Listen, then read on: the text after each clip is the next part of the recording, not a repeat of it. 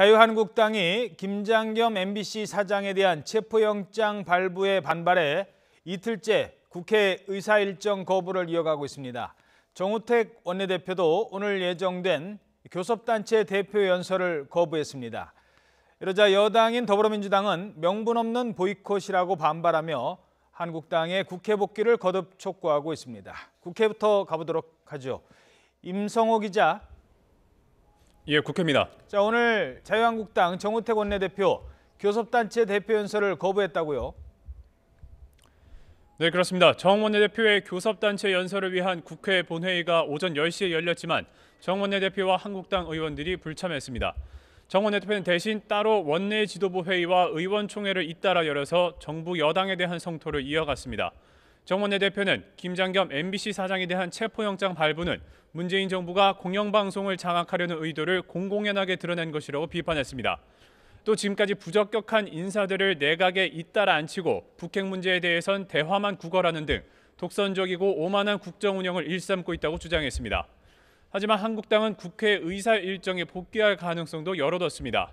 홍준표 대표는 조금 전 오전 의총에서 문 대통령이 곧 러시아와 유엔을 연달아 방문할 예정이라며 대통령의 해외 순방 중에 장외 투쟁을 멈추는 게 정치 도의적으로는 옳은 일이라고 말하기도 했습니다. 그러자 여당인 민주당에서는 명분 없는 국회 보이콧을 중단하라고 반발하고 있죠. 네, 그렇습니다. 민주당은 명분 없는 국회 보이콧으로 자유한국당이 대국민 선동을 일삼고 있다고 비판했습니다. 추미애 대표는 오전 의총에서 MBC 김장겸 사장은 노조 탄압과 관련한 노동부의 소환에 여러 차례 불응했다며 체포영장 발부는 이에 따른 적법 절차였다고 지적했습니다. 또 지금 김 사장이 고용노동지청에 자진 출석해 조사를 받고 있다며 김 사장을 비호하려는 한국당의 국회 보이콧은 명분을 잃었다고 비판했습니다. 그러면서 한국당이 더는 명분이 없어진 대국민 선동을 그만두고 북핵으로 엄중한 안보 위기에 공동 대응해달라고 호소했습니다. 국민의당도 한국당이 즉각 국회 의사일정에 복귀하라고 촉구했습니다. 김동철 원내대표는 아침 회의에서 지난 박근혜 정부 당시 정권의 입맛에 맞는 김장겸 사장을 임명한 것이야말로 방송 장악이었다고 비판했습니다. 바른정당은 한국당의 국회 일정 거부를 오늘은 직접 비판하지는 않았습니다. 대신 이번 국회 파행에는 공영방송 장악을 위한 정권과 노조의 권력 다툼이 그 원인이라면서 공영방송 여야 추천이사의 비율을 조정한 방송법 개정안을 여당인 민주당이 조속히 처리해야 한다고 주장했습니다. 또 이 북한 핵실험과 관련해서 국회와 당정의 대응 방안 논의도 한창 이어지고 있죠. 네, 먼저 국회 외교통일위원회가 오늘 오후에 전체 회의를 열어서 북한의 6차 핵실험에 관한 긴급 현안 보고를 받습니다. 강경화 외교부 장관이 참석할 예정인데요.